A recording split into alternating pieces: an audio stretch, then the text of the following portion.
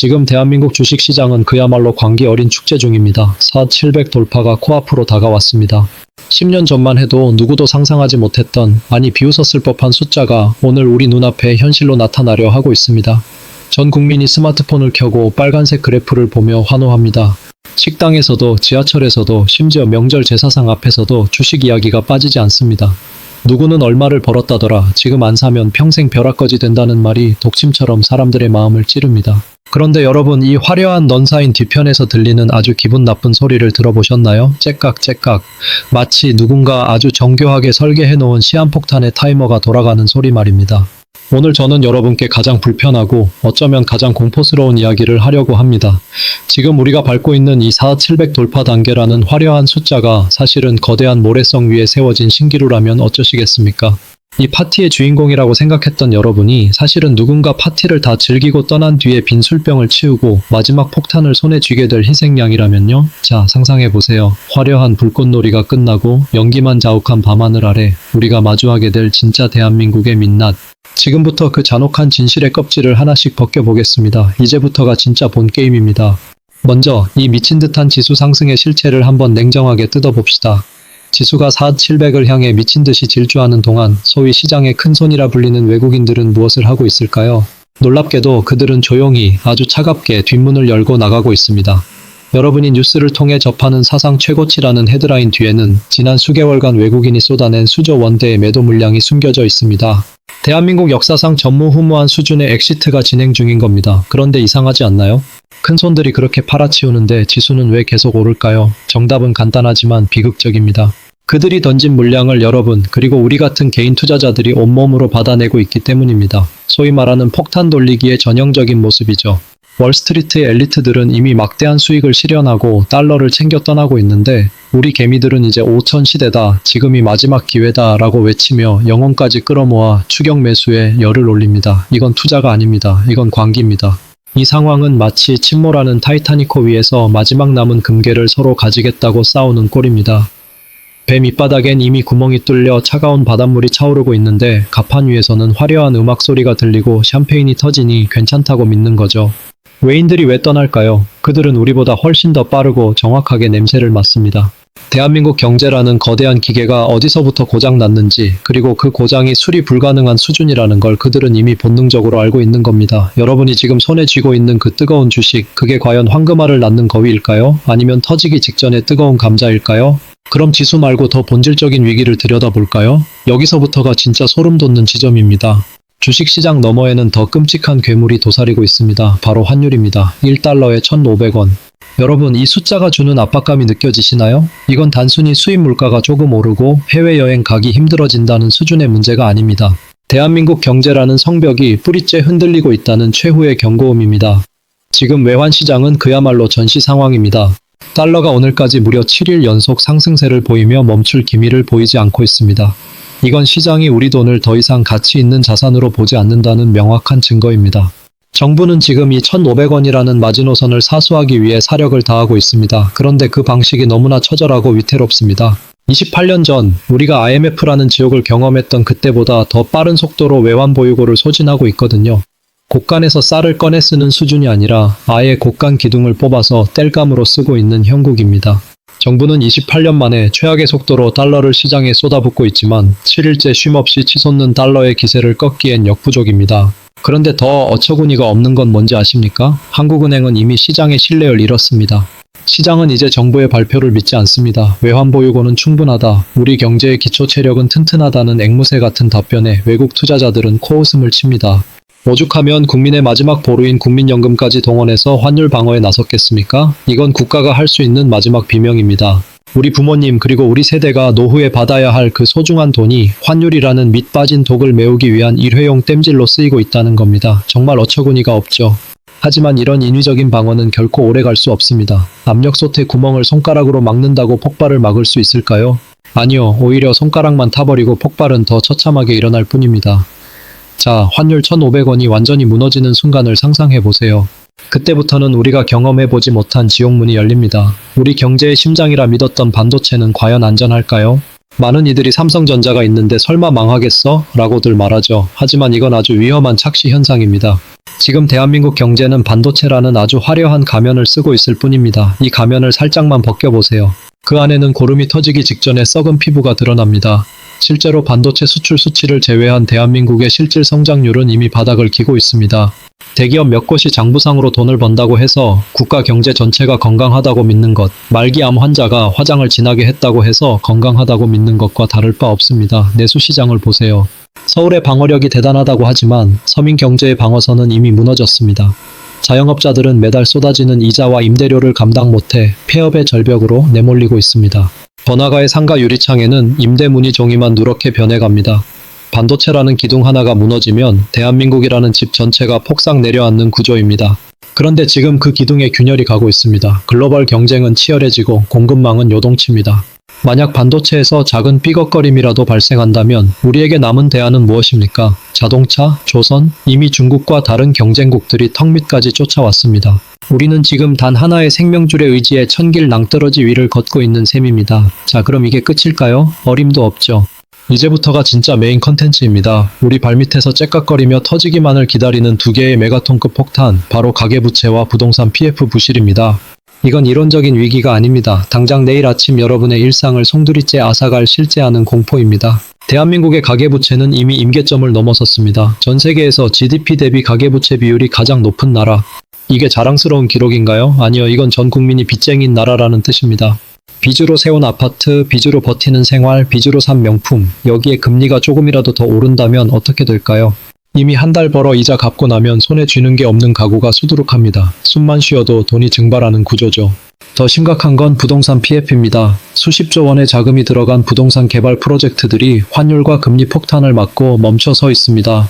공사 현장은 흉물스럽게 방치되고 여기에 돈을 빌려준 저축은행과 건설사들은 도미노처럼 쓰러질 준비를 하고 있습니다. 이건 단순히 집값이 조금 떨어지는 문제가 아닙니다.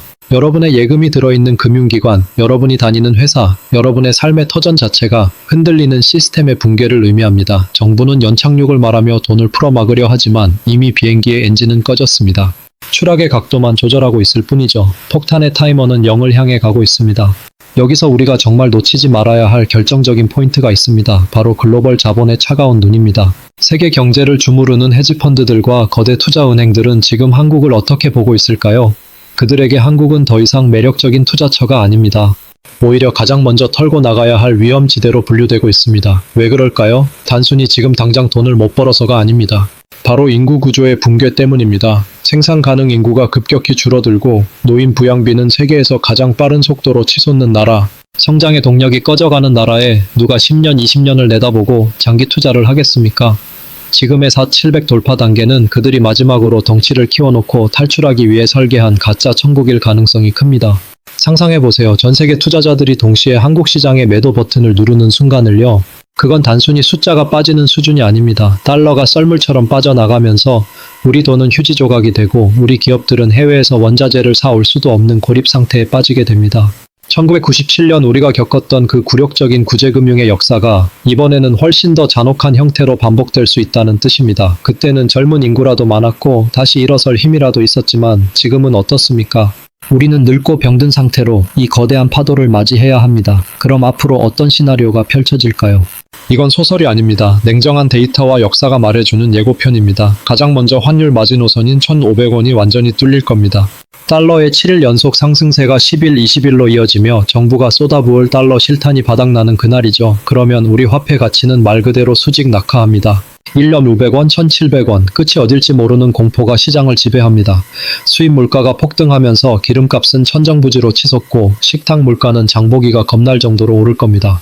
월급 빼고 모든 게 오르는 진정한 인플레이션의 지옥이 시작되는 거죠. 물가를 잡기 위해 한국은행은 울며 겨자 먹기로 금리를 대폭 올릴 수밖에 없습니다.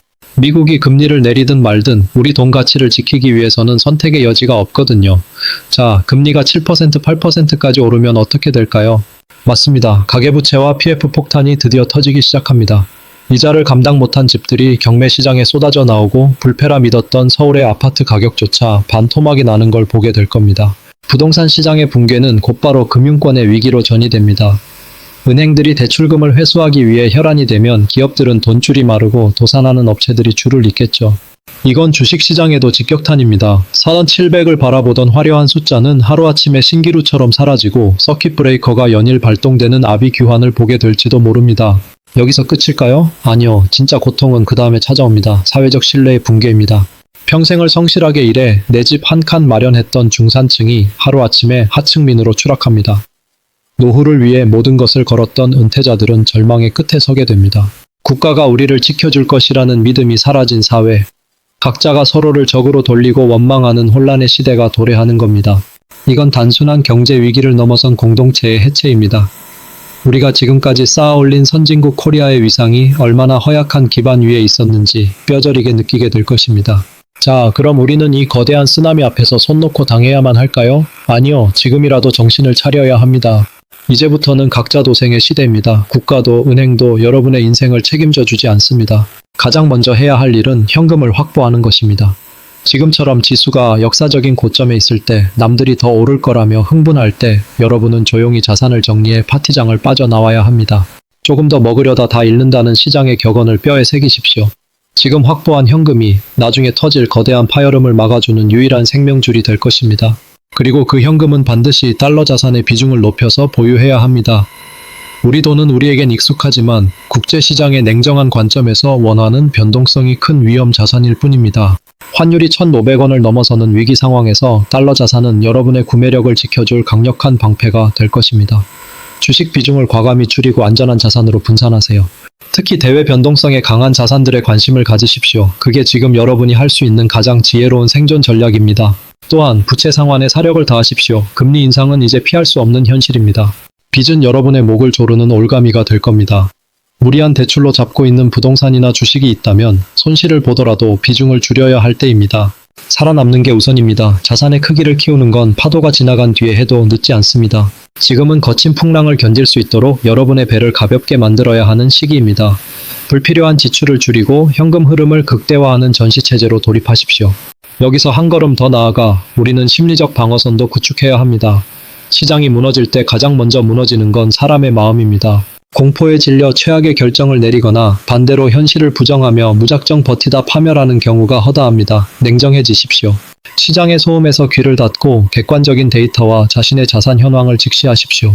위기 속에서도 살아남는 사람들은 언제나 남들과 다르게 생각하고 행동한 사람들입니다. 남들이 비명을 지를 때 당신은 다음 수를 준비하고 있어야 합니다. 여러분, 위기는 누구에게나 공평하게 찾아오지만 그 결과는 결코 공평하지 않습니다. 준비된 자에게 위기는 인생을 바꿀 거대한 기회가 되지만 눈 감고 귀 닫은 자에게 위기는 돌이킬 수 없는 재앙이 됩니다. 지금 4,700 돌파라는 숫자에 취해 축제를 즐기시겠습니까? 아니면 차갑게 식어가는 시장의 기운을 느끼고 생존을 준비하시겠습니까? 시장의 신뢰는 깨졌고 마지노선은 위태롭습니다.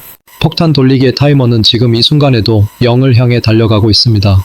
설마가 사람 잡는다는 말, 이번에는 틀리길 바라지만 역사는 항상 우리를 배신해왔습니다.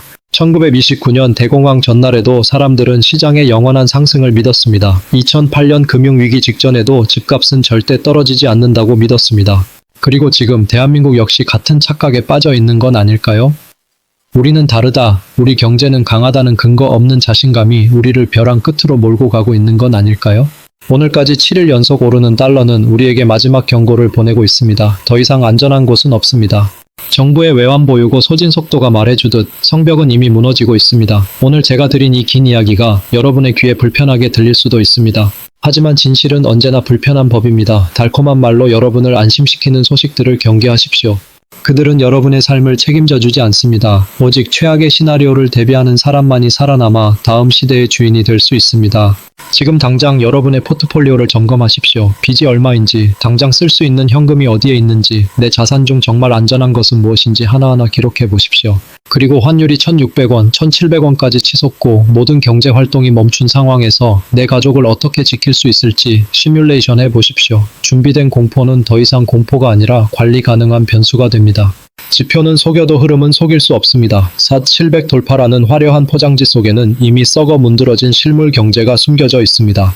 이제 눈을 뜨셔야 합니다. 파티는 끝났습니다. 불이 꺼지기 전에, 출구가 막히기 전에 여러분은 그것을 빠져나와야 합니다. 오늘 제가 던진 이 질문들을 가볍게 여기지 마십시오. 만약 내일 아침 당신의 자산이 반토막 난다면 당신은 무엇을 할 수 있습니까? 이 질문에 답할 수 없다면 당신은 지금 가장 위험한 도박을 하고 있는 것입니다. 오늘 이야기는 여기서 마무리하려 합니다. 하지만 이건 끝이 아닙니다. 대한민국 경제의 거대한 지각 변동은 이제 막 시작되었을 뿐입니다. 저는 앞으로도 시장에 보이지 않는 이면을 끝까지 추적하고 여러분께 가장 날카롭고 생생한 정보를 전달해 드릴 것입니다. 화려한 숫자 뒤에 숨겨진 추악한 진실을 파헤치는 것, 그게 제가 여러분과 함께하는 이유입니다.